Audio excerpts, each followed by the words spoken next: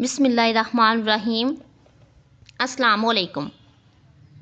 سرور کائنات، آقائے دو جہان، محبوب رب کائنات، ہمارے پیارے نبی حضرت محمد صلی اللہ علیہ وآلہ وسلم نے فرمایا، قیامت کے دن تمام نسب منتقل ہو جائیں گے سوائے میرے۔ ہر بیٹے کی نسبت باپ کی طرف ہوتی ہے سوائے اولاد فاطمہ کے، کیونکہ ان کا باپ بھی میں ہی ہوں اور ان کا نسب بھی میں ہی ہوں۔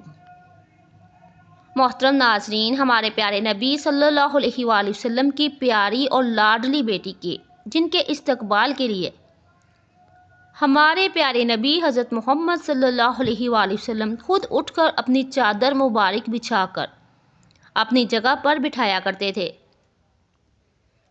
جن کے پیدا ہونے پر تمام جہان کی عورتوں کو عزت ملی، جن کی پرورش پر لوگوں کو پتہ چلا کہ بیٹیاں تو باعث رحمت اور عزت ہوا کرتی ہیں، جن کے نکاح کا فیصلہ اللہ پاک نے کیا، جن کے بارے میں نبی کریم صلی اللہ علیہ وآلہ وسلم نے فرمایا کہ فاطمہ میرے جگر کا ٹکڑا ہے، جس نے فاطمہ کو تکلیف پہنچائی اس نے مجھے تکلیف پہنچائی۔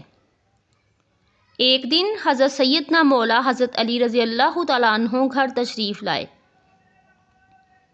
تو آپ رضی اللہ تعالیٰ عنہ نے دیکھا کہ گھر کے سب کام کاج مکمل ہیں۔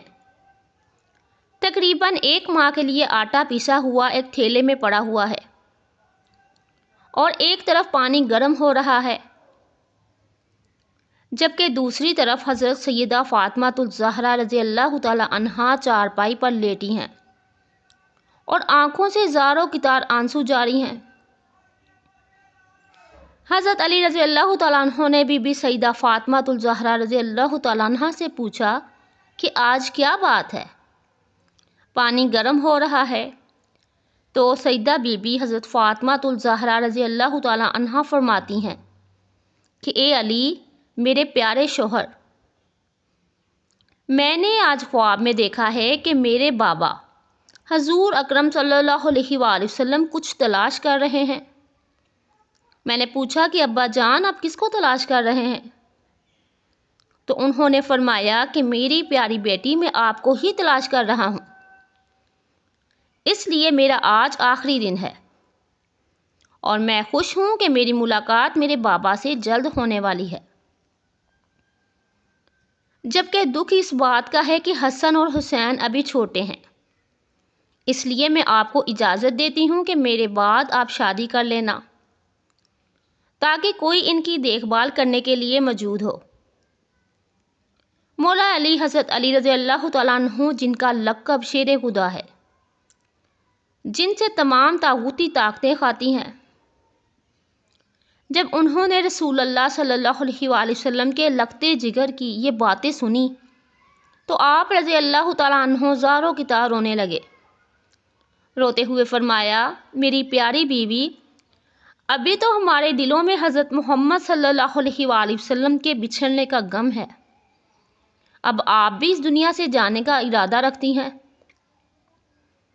میں کس طرح سے تمہاری جدائی کا غم برداشت کر پاؤں گا؟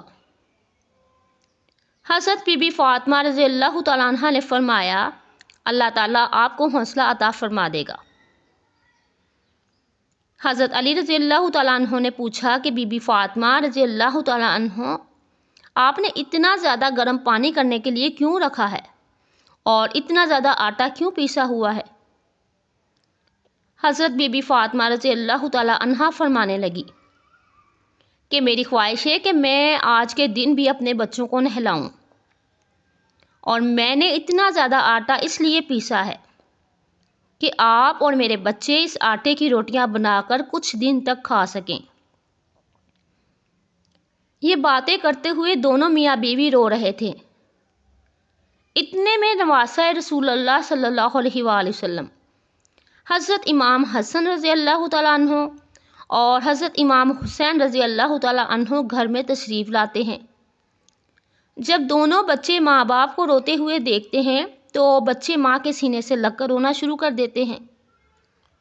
دونوں ہی بچے روتے ہوئے ماں اور باپ سے دریافت کرتے ہیں کہ اے ابا جان اور اماں جان، آپ دونوں کیوں رو رہے ہیں؟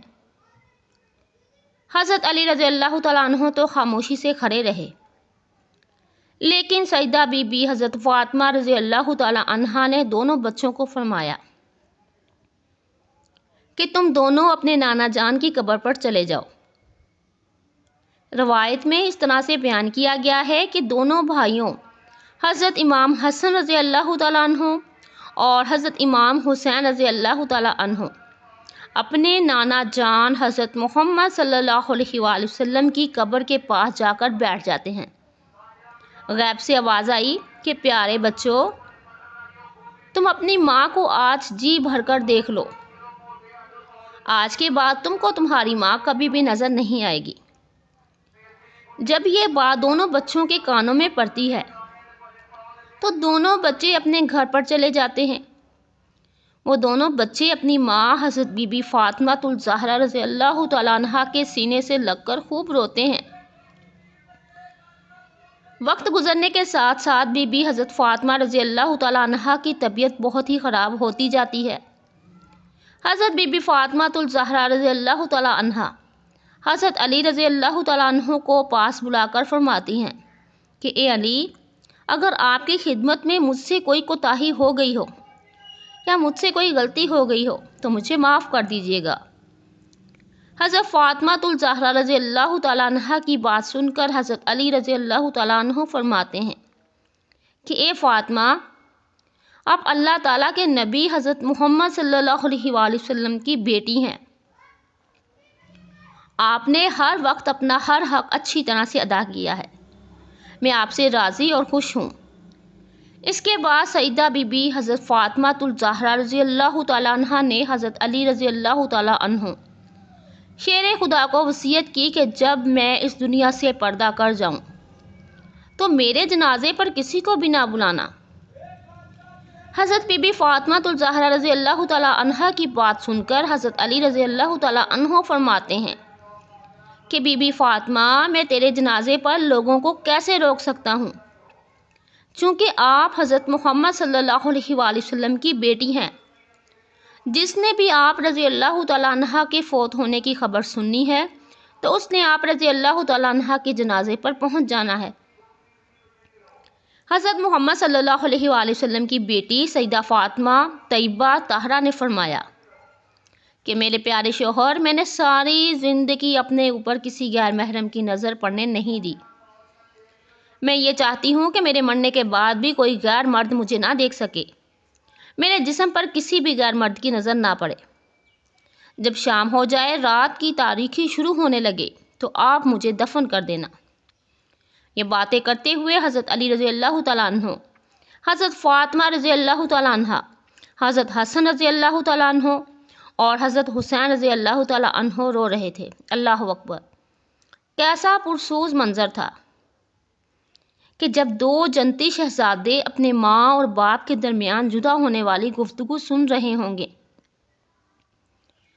انہی سب باتوں کے درمیان ہی سیدہ فاطمہ الزہرا رضی اللہ تعالیٰ عنہ کی روح مقدس اس دنیا سے رخصت ہو جاتی ہے۔ حضرت سلمہ ام رافع سے روایت ہے کہ خاتون جنت بستر مرگ پر تھی تو مجھے کہنے لگی، امی جان، مجھے غسل کروا دیجیے۔ لہٰذا میں پانی ڈالتی رہی اور آپ رضی اللہ تعالیٰ عنہ نے غسل فرمایا۔ پھر اس کے بعد آپ رضی اللہ تعالیٰ عنہ نے نئے کپڑے طلب کیے۔ جب آپ رضی اللہ تعالیٰ عنہ نے کپڑے پہن لیے تو حکم فرمایا کہ میرا بستر گھر کے درمیان میں رکھ دیجیے اور مجھے اکیلا چھوڑ دیجیے۔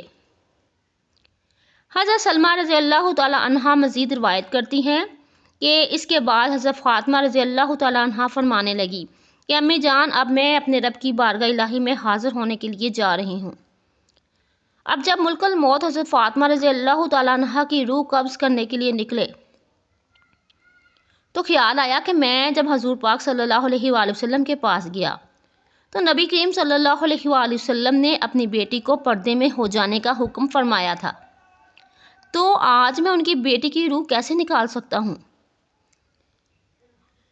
حدیث مبارکہ میں روایت ہے کہ جب ملک الموت دختر رسول فخر کائنات پیکرو شرم و حیا حضرت بی بی فاطمہ رضی اللہ تعالیٰ عنہ کی روح قبض کرنے کے لیے آئے تو آ کر دروازے پر دستک دی۔